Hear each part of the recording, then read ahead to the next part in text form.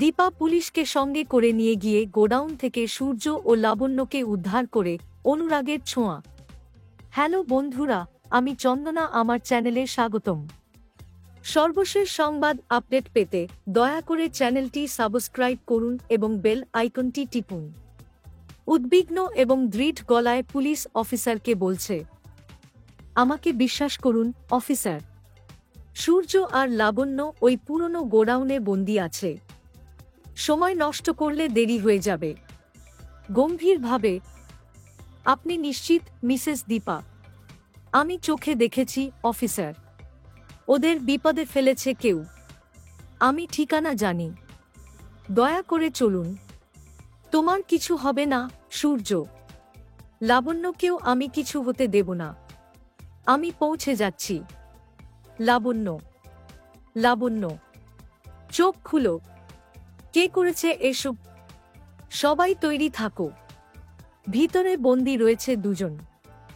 সাবধান, পেছন থেকে ওই জানালা দিয়ে ঢুকলে ওদের কাছে পৌঁছানো যাবে।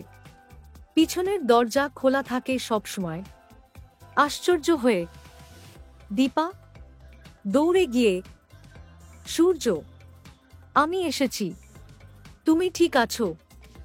শ্বাসকষ্টে, আমরা অনেকক্ষণ ধরে এখানে। লাবণ্য অজ্ঞান হয়ে আছে। পানি, জল আনো কেউ। লাবণ্য, চোখ খোলো। আমি দীপা, তুমি নিরাপদে আছো এখন। জড়ানো গলায়, দীপা, তুমি এলে। এই কাজ যারা করেছে তাদের খুঁজে বার করতেই হবে। দৃঢ় কণ্ঠে, ওদের আমি চিনি, প্রমাণও আছে আমার কাছে। অ্যাম্বুলেন্সে শুয়ে দীপার হাত ধরে, তুমি না এলে আমি জানি না কি হতো। তুমি আমার জীবন সূর্য, আমি তোমাকে ছেড়ে যেতে পারি না। কেউ যেন আর তোমায় আঘাত করতে না পারে। কষ্ট করে হাসে। তোমরা দুজন একে অপরের জন্য যা করো সেটাই ভালোবাসা। ওনারা দুইজন এখন স্থিতিশীল। বিশ্রাম দরকার। আতঙ্ক আর জলহীনতা